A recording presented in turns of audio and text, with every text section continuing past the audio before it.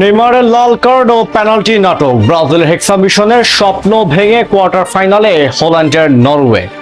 শেষ মুহূর্তের পেনাল্টি, ম্যাচের স্কোর লাইন তখন 2-1 আর মাত্র 8টা মিনিট সময় পেলে কি সমতা ফেরাতে পারত ব্রাজিল? 5 বারের বিশ্ব চ্যাম্পিয়নদের মনে কি তখনও বেঁচে ছিল অলৌকিক কোনো আশা? আর নরওয়ের বুকেও কি শেষ সেকেন্ডে ভর করেছিল এক অজানা শঙ্কা? হাজার হোক, বিশ্ব ফুটবলের পরাশক্তি ব্রাজিলের রক্তের গন্ধ পাইয়ে দিয়েছিল যে তারা, কিন্তু না, সব শঙ্কা, সব জল্পনা কল্পনার অবসান ঘটিয়ে রেফারি 3 বার ফু দিলেন তার বাঁশিতে, আর তার সাথেই স্তব্ধ হয়ে গেল পুরো ব্রাজিল। ফুটবল বিশ্ব দেখল শতাব্দীর সবচেয়ে বড় অঘটন। 5 বারের বিশ্ব চ্যাম্পিয়ন ব্রাজিলকে 2-1 গোলে হারিয়ে 2026 ফিফা বিশ্বকাপের কোয়ার্টার ফাইনালে চলে গেল ইউরোপের ডার্ক হর্স নরওয়ে।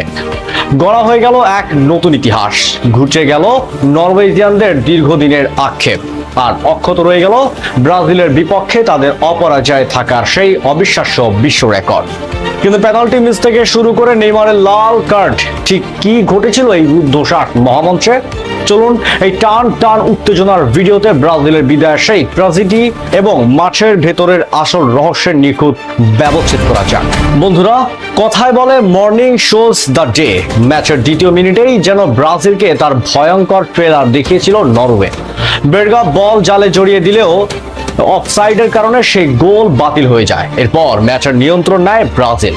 মাতেউস কুনিয়াকে নরওয়ের বক্সে ফাউল করা হলে শুরুতে রেফারি পেনাল্টি দেননি, তবে VAR দেখে পেনাল্টি সিদ্ধান্ত আসে। কিন্তু পেনাল্টি নিতে আসা ব্রুনো গিমারেজের শট ডান দিকে ঝাঁপিয়ে পড়ে দুর্দান্তভাবে ঠেকিয়ে দেন নরওয়ের গোলরক্ষক নাই লাইন্ট।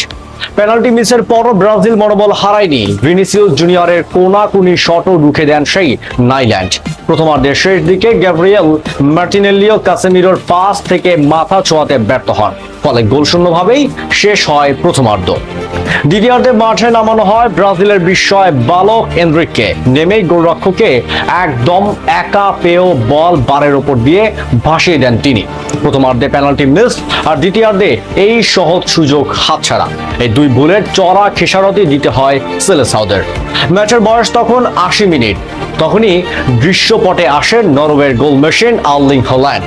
আন্দ্রেয়াস শিলডারুপের নিখুঁত ক্রস থেকে দুর্দান্ত হেডে গোল করে নরওয়েকে 1-0 ব্যবধানে এগিয়ে নেন তিনি।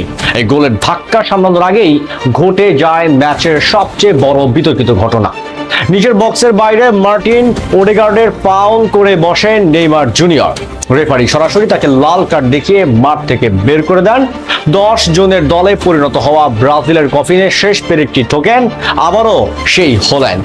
বক্সের বাইরে থেকে নেওয়া তার জোরালো শট আলিসন বেকারের হাত ফসকে জালে জড়িয়ে গেলে স্কোর লাইন হয়ে যায় 2-0। তবে নাটক তখনও বাকি ছিল। ম্যাচের একদম শেষ মুহূর্তে বক্সের ভেতর কাসেমিরোকে ফাউল করেন নরওয়ের ডিফেন্ডার অস্টিগার্ড।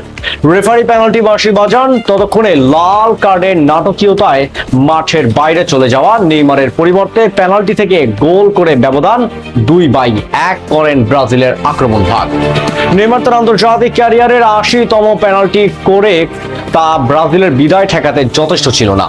এই পেনাল্টি ঠিক একটু পরেই রেফারি ম্যাচ শেষের শেষ বাঁশি বাজান, আর তার সাথেই টুর্নামেন্ট থেকে ছিটকে যায় ব্রাজিল, আর ইতিহাস গড়ে শেষ 8-এ পা রাখে নরওয়ে।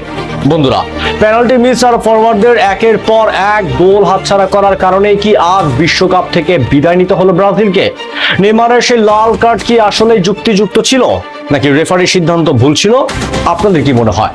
ব্রাজিলের এই ভরা ডুবি আসল দায়ী কে? কমেন্ট বক্সে আপনার মূল্যবান মতামত এখনই আমাদের লিখে জানান।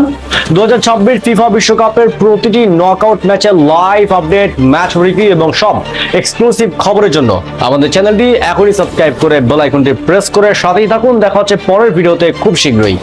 ধন্যবাদ।